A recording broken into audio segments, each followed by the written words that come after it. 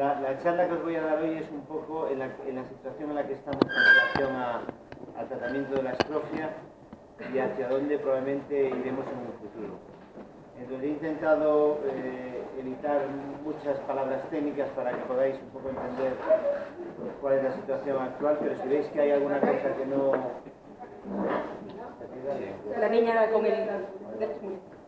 Pero si hay algo que no entendáis, pues me lo preguntáis, paramos y os lo explico para que quede un poco todo claro, ¿no? Bueno, todos sabéis que los objetivos en el tratamiento de los pacientes con astrofia son conseguir una buena reconstrucción anatómica y funcional, preservar el tracto urinario superior y la función renal, corregir la incontinencia urinaria y darle a los genitales un aspecto adecuado, lo que mejorará su calidad de vida y su vida sexual. Cuando nace un paciente con astrofia, estos pacientes deben ser remitidos a centros con experiencia en esta patología. Y deben ser remitidos a centros con experiencia en esta patología porque el conseguir unos resultados estéticos y funcionales adecuados va a depender de que el cierre de la vejiga sea un cierre satisfactorio, de inicio. Diferentes estudios han demostrado que cuando fracasa el primer cierre de la vejiga, las posibilidades de conseguir tras un segundo cierre vesical la continencia son del 18%, y las posibilidades de conseguir una vejiga de capacidad adecuada, que será fundamental para el futuro, son menores del 50%. Por lo tanto, es muy importante conseguir que el primer cierre que intentemos hacer de la vejiga sea satisfactorio. Siguen existiendo muchas dudas y muchas controversias en aspectos, en relación con esta patología, en aspectos como cuándo tenemos que hacer la osteotomía, con qué técnica vamos a conseguir los mejores resultados, cuál sería el momento óptimo para llevar a cabo la cirugía y qué pasa con la sexualidad en la vida adulta de estos pacientes. La osteotomía, la mayoría de los que nos dedicamos a esta patología estamos de acuerdo en que cuando la diástasis de pubis, como veis en esa imagen, no sé si se ve bien, es de más de 5 centímetros, se debe hacer osteotomía. La osteotomía que hacemos habitualmente es la osteotomía que consiste en seccionar la zona del hueso coxal a este nivel para poder aproximar la síntesis del pubis a la línea media. Con esto lo que conseguimos es disminuir la tensión de la pared abdominal, colocar la uretra más profunda en el periné y aproximar los músculos del suelo pélvico a la línea media, y todo ello va a redundar en una mejora de la continencia urinaria. En cuanto a la pregunta, ¿cuál sería el momento óptimo para llevar a cabo la cirugía? El cierre precoz de la vejiga tendría como principales ventajas que va a restablecer el ciclo de la vejiga de forma precoz, lo que va a mejorar su expansión, y va a disminuir también el tiempo que la mucosa está en contacto con el exterior, ya que diferentes estudios han demostrado que cuanto menos sea este tiempo, menos riesgo hay de cáncer vesical en el futuro. El cierre no precoz, es decir, el cierre retrasado, que sería entre las 6 y las 8 semanas, tendría como principales ventajas un mayor crecimiento y desarrollo de los genitales por la producción de testosterona en los primeros meses, lo que facilitaría algunos tipos de cirugías, como veremos más adelante. Y además en placas pequeñas y en placas vesicales que son pequeñas, el retraso permitiría que la placa se desarrolle aumentando las posibilidades de éxito al cierre. Otro de los puntos en controversia es con cuál de estas técnicas vamos a conseguir los mejores resultados. Existen tres técnicas, que son el cierre clásico por etapas o por estadios, el cierre completo de Mitchell, que luego veremos en qué consiste, y la movilización radical de Kelly. Y la pregunta es con cuál de ellas conseguiremos los mejores resultados. Es difícil contestar a esta pregunta, y es difícil porque, aunque se publican de 50 a 80 artículos al año de astrofia vesical en la literatura médica, la mayoría son estudios retrospectivos, procedimientos cortos, diferentes técnicas de cirujanos, muchas veces utilizan cuestionarios que no son validados y a veces incluso definiciones inapropiadas de continencia urinaria.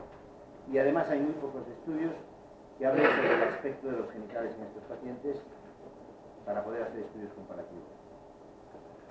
Bueno, el cierre clásico por etapas o por estadios, que todos conocéis, consiste en una primera fase, cerramos la vejiga en las primeras 48 o 72 horas, y lo hacemos en las primeras 48 o 72 horas porque la flexibilidad de la pelvis nos permite aproximar el pubis, siempre y cuando sea de distancia de menos de 5 centímetros, aproximar el pubis sin necesidad de osteotomía. En una segunda etapa haríamos la reconstrucción del pene, es decir, la reconstrucción del epispadias, que lo haríamos entre los 6 y los 18 meses, Y la tercera etapa sería la reconstrucción del cuello de la vejiga para darle continencia urinaria. Esto lo haríamos a partir de los 5 años y cuando la capacidad vesical sea mayor de 100 mililitros. Bueno, estos son un pequeño detalle de la técnica. La diferencia entre el niño y la niña en el cierre clásico por etapas o por estadios es que en el niño, como veis, disecamos toda la placa vesical y nos paramos a la altura del vero, que es donde desembocan los conductos deferentes, es decir, solo disecamos la pared de la vejiga para insertarla, introducirla dentro del suelo pélvico, pero la disección la terminamos a nivel del vero, es decir, que no reconstruimos el epispario en este cierre clásico por etapas. A diferencia de la niña, que en la niña haríamos el cierre completo, haríamos el tratamiento de la vejiga, el epispadias y el quinto. ¿Por qué fracasa a veces esta cirugía? Las causas del fracaso son o una infección de la herida, la distensión abdominal, problemas con los drenajes de orina o una disección insuficiente o inadecuada de la vejiga que produce mucha tensión y produce la apertura de la misma. En la segunda etapa corregiríamos en los 6 o 18 meses de cierre clásico por estadios o por etapas, haríamos la reconstrucción del pene. Lo importante o el objetivo es conseguir un buen alargamiento del pene y esto lo conseguimos disecando bien los cuerpos cavernosos y tenemos que conseguir que el pene esté recto en erección y que tenga un aspecto cosmético adecuado. Y en la tercera etapa, que sería a partir de los 5 años y cuando la capacidad vesical sea de más de 100 mililitros, es cuando reconstruimos el cuello de la vejiga. Reconstruimos el cuello para mejorar la continencia urinaria, es decir, hay que reforzar el cuello de la vejiga. Y para eso lo que hacemos es, cogemos unos flaps de la misma vejiga para desfajar el cuello y darle mayor consistencia. Y esto nos obliga a reimplantar los dientes. El problema de esta técnica es que si reforzamos mucho el cuello, el paciente va a estar seco pero no va a poder orinar de forma adecuada, y si no apretamos suficientemente ese cuello, pues el paciente va a poder orinar pero va a estar mojado. Es decir, que hay que llegar a un término medio que sea lo suficientemente consistente ese cuello para que no tenga fugas, pero lo suficientemente suelto para que el paciente pueda orinar. Cuando después de 2 años de haber reconstruido el cuello el paciente sigue incontinente, hay que considerar que ha fracasado la técnica y hay que buscar otras alternativas para conseguir la continencia urinaria. Y debemos tener claro que los mejores resultados los vamos a conseguir cuanto mejor capacidad vesical tenga ese paciente antes de reconstruir el cuello. Por eso es importante esperar como mínimo a que el paciente tenga una capacidad vesical de 100 mililitros. Bueno, según los diferentes autores, las posibilidades de continencia con este cierre clásico por estadios o por etapas oscilan entre un 45 y un 90%. Y esta variabilidad en las cifras de continencia va a depender de cuántos pacientes tengan cateterismo intermitente o cuántos pacientes tengan ampliada la vejiga. En este estudio que hablan de una continencia del 90%, cuando vemos en detalle las cifras, vemos que solo el 23% de sus pacientes con la reconstrucción de cuello, que es la tercera etapa de este cierre clásico por estadios, estaban continentes. El 68% necesitaron además de la reconstrucción de cuello, de una ampliación vesical, y casi el 100% de los pacientes estaban ya cateterismo intermitente. Otros autores como Lotman dan unas continencias del 65%, pero reconocen que solo el 21% de sus pacientes estaban secos con la reconstrucción de cuello. Y Capolicho pues habla de que el 88% de sus pacientes, además de la reconstrucción de cuello, necesitan de algún otro tipo de intervención para conseguir la continencia. O sea que en resumen, lo que nos están diciendo todos estos autores es que con solo la reconstrucción de cuello en este cierre clásico por etapas, son muy pocos los pacientes que están secos. En nuestra serie son un total de 81 pacientes que cumplieron los tres estadios del cierre clásico por etapas. Teníamos 21, es decir, el 26% estaban secos, sin necesidad de cateterismo intermitente ni ampliación vesical. Pero 60, a pesar de haber reconstruido el cuello, seguían incontinentes. De estos 60 pacientes incontinentes, 17 los dirigimos a otros procedimientos y 43 se le realizó un tratamiento endoscópico.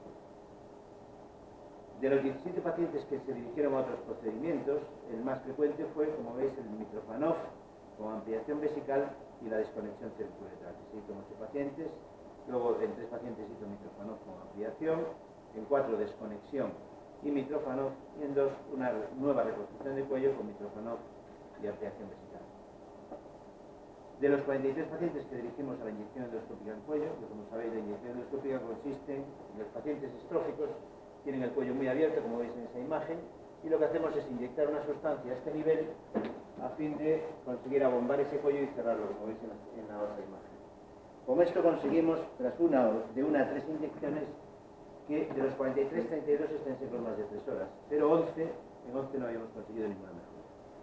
O sea que en resumen podemos decir que el 81% de nuestros pacientes pueden estar secos, pero el precio que pagan es un 14% de ampliaciones vesicales, un 17% de desconexiones, un 28% está en cateterismo intermitente, un 28% tienen mitrófano y un 54% tienen inyecciones en los pies.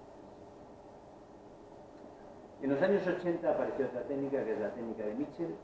Esta técnica consiste en cerrar, a diferencia del cierre clásico por etapas o por estadios, consiste en cerrar la vejiga y al mismo tiempo que cierras la vejiga reconstruyes el pene, o sea, tratas el epispallas. Las posibles ventajas de esta técnica con respecto al cierre clásico por etapas es que nos da una mayor probabilidad de continencia sin necesidad de reconstruir el cuello, ni ampliación vesical, ni cateterismo intermitente. Y además facilita el normal desarrollo de la vejiga y disminuye la morbilidad asociada a las múltiples intervenciones que se hacen con el cierre clásico por etapas. Este mismo autor, sobre un total de 39 pacientes, da unas cifras de continencia del 74%, es decir, 17 de 23 pacientes que estaban en edad de estar continentes. Lo más interesante de este estudio es que 5 pacientes estaban secos sin necesidad de reconstruir el cuello y 3 estaban secos sin necesidad de reconstruir el cuello con solo la inyección endoscópica. Es cierto que 6 pacientes tenían mitrófano y un paciente se le había ampliado la vejiga. Esta técnica, como otras técnicas, no está exenta de complicaciones y el mismo autor habla de un 18% de complicaciones, siendo lo más frecuente la fístula vesicocutánea o uretral. Y todos los pacientes de inicio tenían hidronefrosis, pero a largo plazo tan solo 4 pacientes tenían una hidronefrosis moderada. Es cierto que el 54% de esos pacientes necesitaron de una reimplantación uretral. En otro estudio sobre 32 pacientes aplicando esta técnica, la técnica de Mitchell, que es cerrar la vejiga y reconstruir el epispallas de forma simultánea y con un seguimiento de 5 años, se ve que un 19% de los pacientes estaban secos más de 3 horas sin necesidad de reconstruir el cuello, es decir, sin necesidad de hacer tiempo de cierre clásico por etapas. Un 26% hubo que reconstruir el cuello, 3 pacientes estaban secos simplemente con inyecciones de en el cuello sin reconstruirlo, y lo que sí es importante es que 9 pacientes habían tenido pielonefritis, de los cuales 6 tenían cicatrices en el MSA. Por lo tanto, esta técnica aumenta el riesgo de daño renal por hidronefrosis o infecciones. También en una revisión realizada en el año 2010 se vio que se habían descrito en la literatura con esta técnica 23 casos de daño en la vascularización de los cuerpos cavernosos o de blanco. Por lo tanto, las principales ventajas de esta técnica comparada al cierre clásico por etapas son que aumenta las probabilidades de continencia sin necesidad de reconstruir el cuello, ni ampliación vesical, ni cateterismo intermitente, pero tiene como principales desventajas que aumenta el riesgo de daño renal por hidronefrosis o infecciones, y también hay mayor riesgo de daño en la vascularización de los cuerpos cavernosos y de glándulas. Desgraciadamente no hay estudios comparativos que nos permitan hacer una comparación entre el aspecto de los genitales con esta técnica y con respecto al cierre clásico por etapas o por estadios. También en los años 80 aparece otra técnica, que es la técnica de Kelly. La técnica de Kelly, a diferencia de la técnica del cierre clásico por etapas o el Mitchell, es que hace una disección mucho más radical de los cuerpos cavernosos, se va mucho más allá por detrás del pubis, y con esto se consiguen dos cosas. Una, que la reconstrucción sea más anatómica en relación a las estructuras del perineo. En teoría va a conseguir un mayor alargamiento del pene y disminuye el prolapso uterino, que es tan frecuente en las mujeres.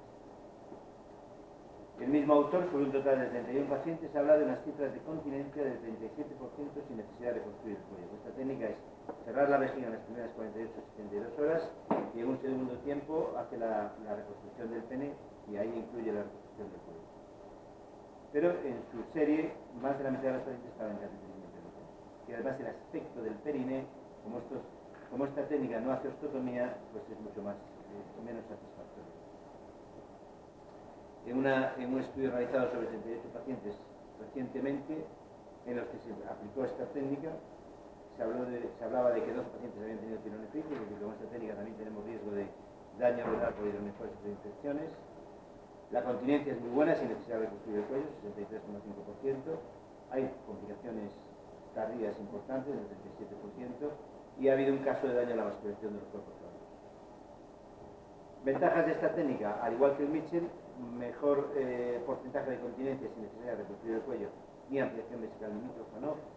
Y las desventajas son que aumenta el riesgo de daño renal por hipertensión e infecciones, y también hay un mayor riesgo de daño en la vascularización del cuerpo cavernoso y el pene.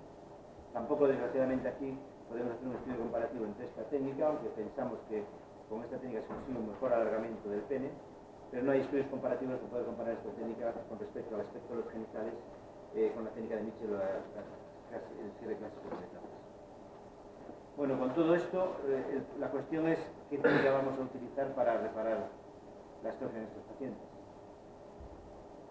En principio, con la técnica de Mitchell y con la técnica de Kelly vamos a conseguir cifras de continencia mejores, aunque tenemos un mayor riesgo de daño en la vascularización de los cuerpos cavernosos y el glande, y también un mayor riesgo de daño renal, cuando lo comparamos con el cierre clásico por etapas y por estadios.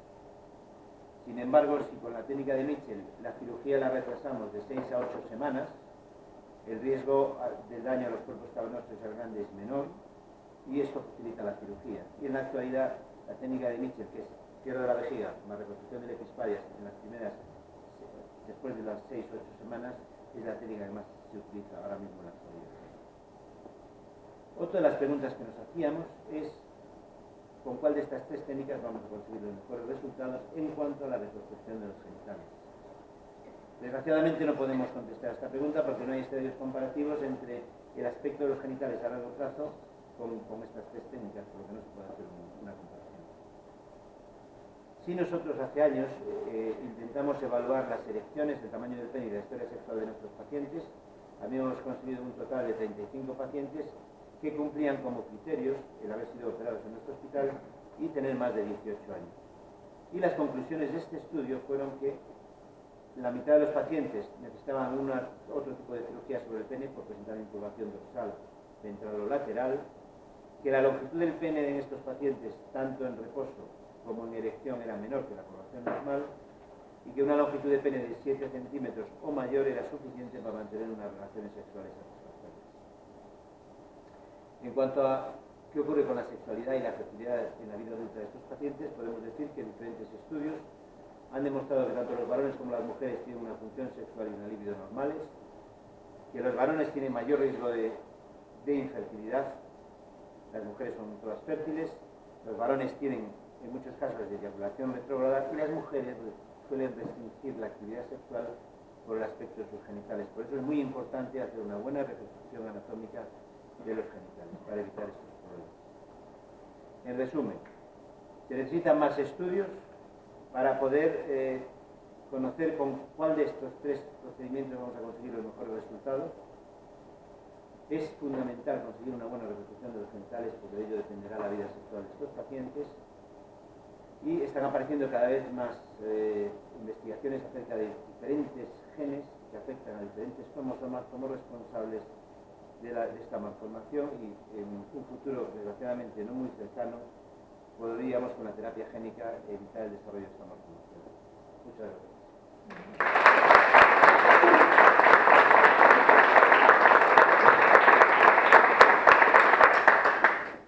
¿Lo habéis entendido o no? Sí, seguro. Buena pregunta. Pensando en la diferenciación del género, ¿hay alguna técnica más apropiada para las chicas o más apropiada para el chico? Bueno, sí, a ver, con las mujeres no hay ningún problema, pues se hace toda la reconstrucción entera.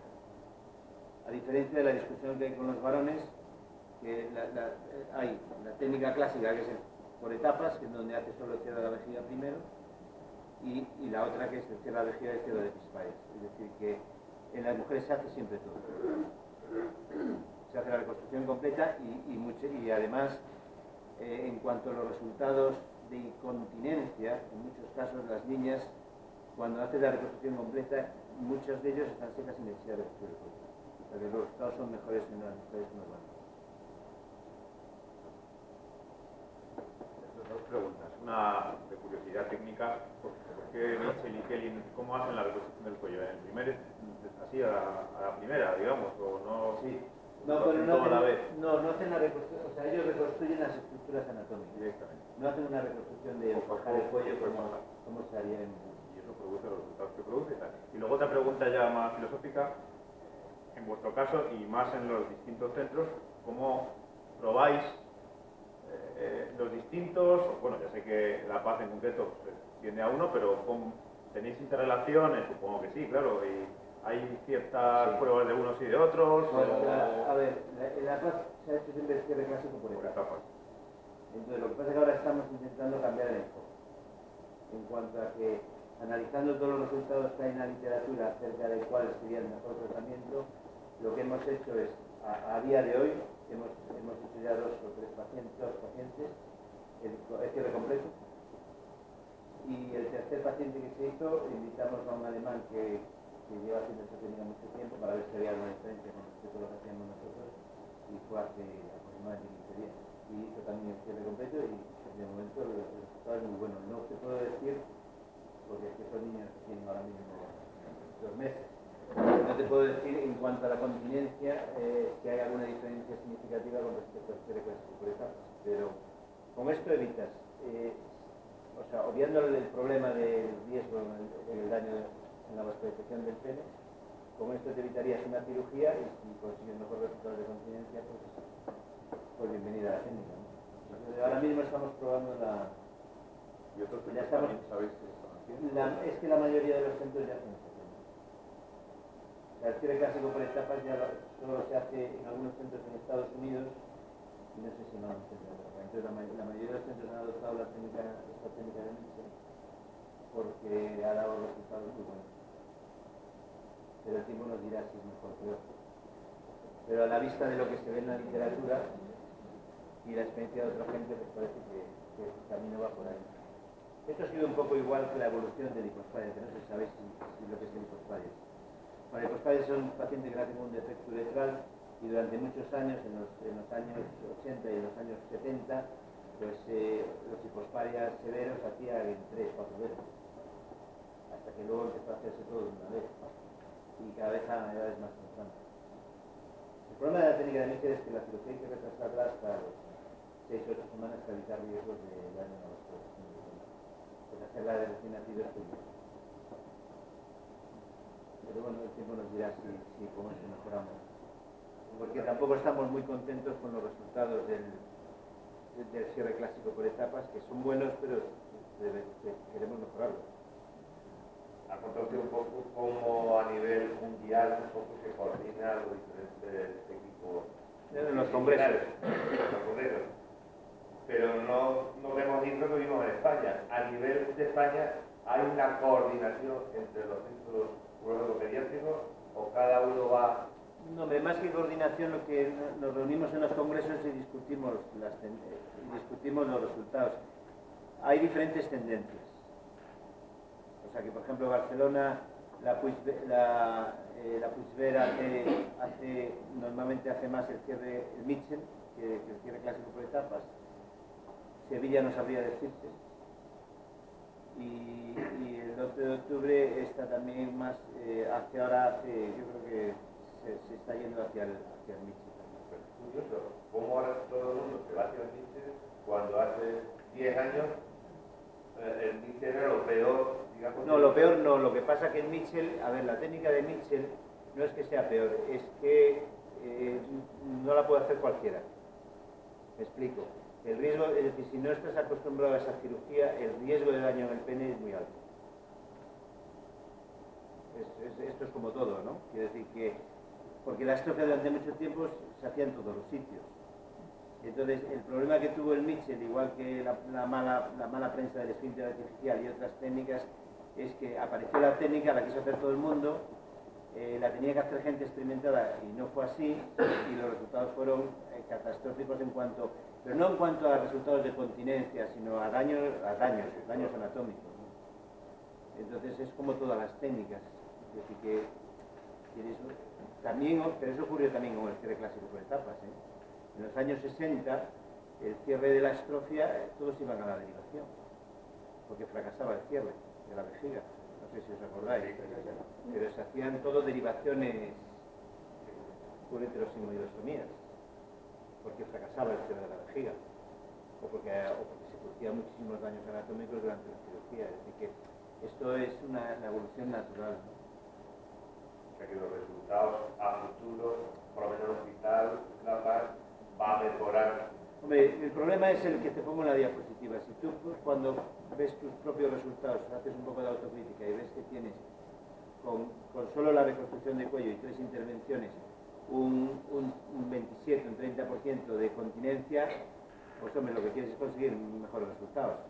Entonces, pues tienes que decir a ver qué se puede hacer. ¿Por qué este Baltimore ellos presumen Gerhard, dices tú, el de Baltimore. el tener el 70% con la técnica? Pero con cateterismo y ampliación. No. Él siempre he buscado mucho el tema y ellos hablan diferencias, continencia de sequedad. Sí. No sé. Lo que pasa es que lo de la sequedad de 3 horas es mentirnos a nosotros mismos. Y te explico por qué. Porque 3 horas es, o sea, 3 horas es tiempo, no volumen. Si yo me bebo medio litro de agua, no aguanto 3 horas.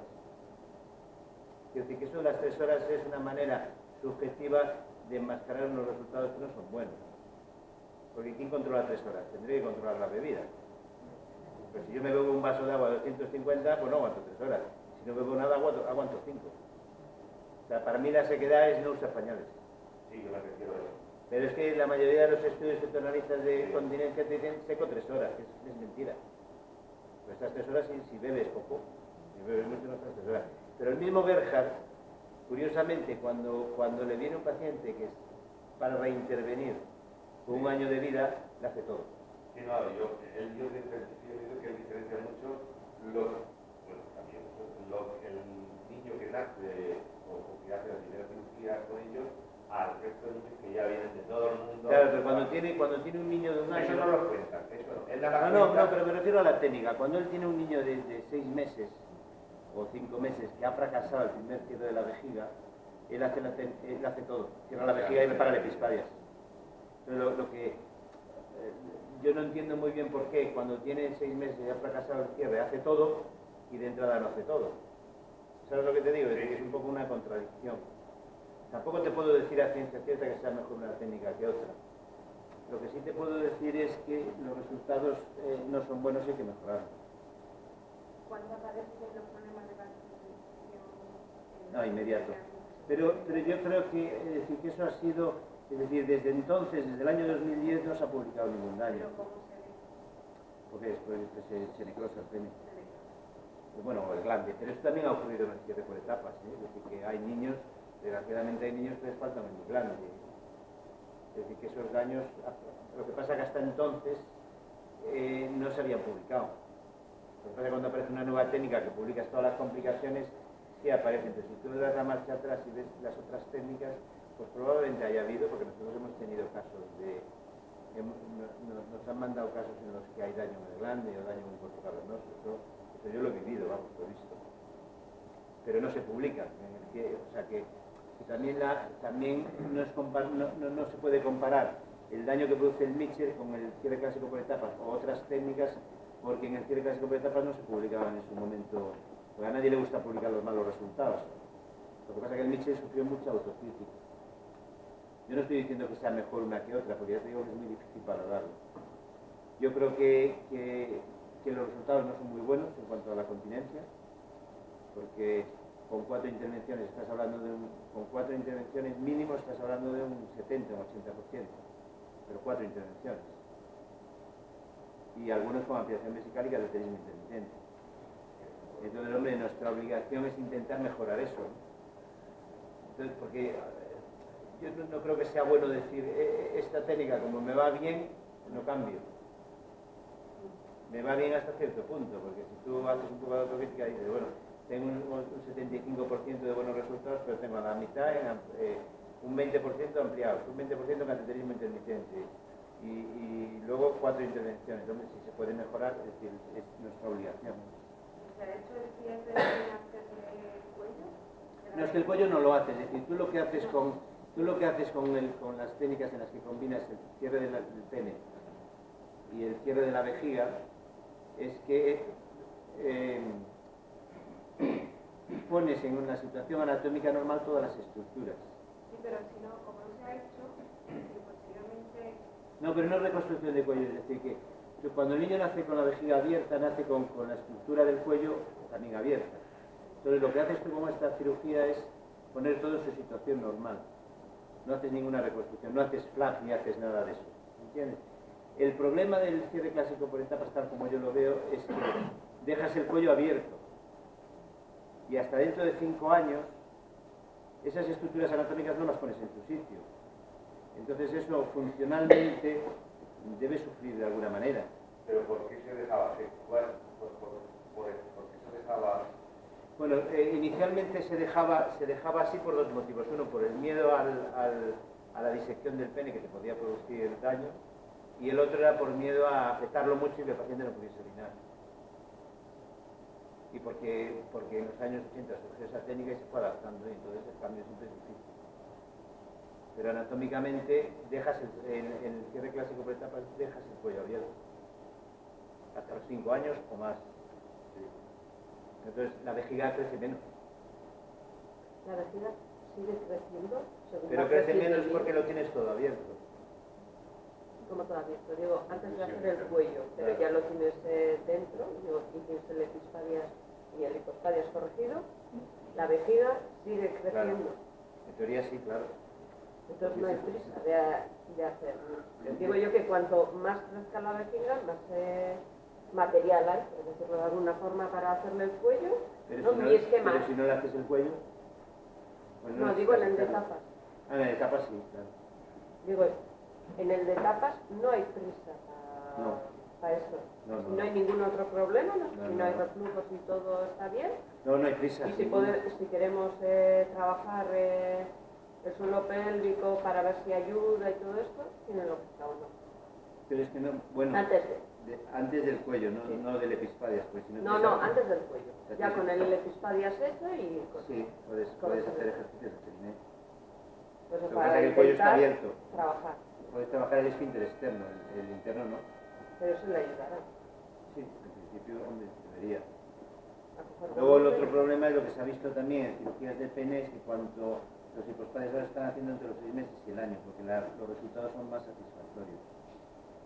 Y eso va también a favor de la reconstrucción del epispadias precoz, que probablemente a la larga, lo que pasa es que no hay estudios comparativos para establecer diferencias, pero a la larga probablemente esos penes tengan mejor aspecto, los meses. Pues los has cerrado precozmente. Sí, pero no estábamos hablando de tamaño tampoco. No te entiendo. Digo, yo hablo muy abstracto, muy esquemático, ¿sí? Yo por lo que he aprendido, he intuido hasta ahora, es cuando un tejido se cose, tiene más dificultades para seguir creciendo. No, Por no decirlo, necesariamente. ¿no? No, de hecho ya te digo, los hipospadias severos se operan con 6 meses a un año de vida y el pene y la uretra va creciendo de forma proporcional. No, además, el otro problema del epispadias es que cuando tú operas el epispadias con 3 años, la fibrosis y las adherencias que se crean alrededor de ese pene son mayores y es más difícil conseguir una buena ortoplasia, es decir, que el pene esté recto, que cuando lo haces con 6 o 8 semanas, que no tiene ninguna adherencia ni ninguna fibrosis. ¿Sabes lo que te digo? Que yo tampoco estoy defendiendo aquí la técnica de Michi, ni la técnica de Kelly, ni el cierre clásico por etapas, y que habrá que optar por la que mejor resultados dé. Que ahora mismo no te puedo contestar cuál es. Sí, que no hay datos. No, es decir que no es mi intención defender una técnica u otra, porque es que no sé cuál es mejor. Pero yo No, creo pero que sí tenéis que nos decidir tenemos que hacia decantar por... dónde vais y me imagino que iréis el equipo en entero. Sí, claro. No iréis uno Hombre, no, probando claro. una cosa y otro No, otra. es una decisión conjunta, pero y basada en resultados. Quiero decir que no sé cuál técnica es mejor. Lo que sí sé es que hay que mejorar los resultados, porque no son malos, pero tampoco son muy buenos. Porque cuando tú analizas en conjunto a largo plazo los resultados, pues bueno, se puede mejorar. ¿Y qué es mejorar? Pues evitar que el niño necesite sondarse, evitar las desconexiones, que es una cirugía que bueno, que como último recurso está bien, pero es deseable evitarla, porque la haces dependiente toda la vida de un sondaje. Y eso es lo que tenemos que mejorar. Entonces habrá que optar por la que menos disminuya cirugía es porque los resultados sean mejores, ¿entiendes? Y que eso, la idea sería esa, conseguir la continencia con menos ampliaciones, menos anclajes y menos desconexiones. Pero aunque sea con más daño renal, No. bueno, No, se no, había no. más riesgo de daño renal. No, claro, o sea, lo prioritario son los riñones. Claro. Y una vez que tengamos asegurados los riñones, lo otro es secundario. Pero lo primero es los riñones. Pero el daño renal se puede evitar. Es decir, que también ha habido en el cierre clásico por etapas daños renales. Es decir, que esto es como todo, que a una técnica se la ha mirado con lupa y a otra no se la ha mirado con mucha lupa, porque era la única que había. Es decir, que el problema de esto es que durante muchos años hemos tenido la técnica y los resultados eran los que eran porque no se podía comparar con otras,